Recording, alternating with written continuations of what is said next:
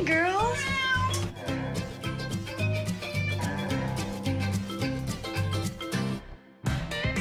Right now, my family consists of 3 dogs, so finding a tiny house that will fit them is really important. I can totally see my dog just running around and wrestling and playing in here. The dogs are loving it.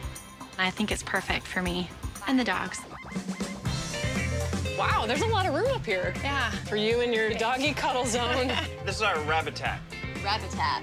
Oh, he's already at home. Put a mattress in here for your doggy cuddle zone. I could see you sleeping here with 3 dogs. Did you guys see the doggy door? Check out the catwalk. Padma would love that. For the cats, we made a little rope bridge. Come on. Oh, good girl. Oh, God. Well, I could definitely see our dogs being able to climb these stairs. It's really important for me to have those because of my fur babies. He's ready to go up. Well, we know the stairs work. Come on, Blue.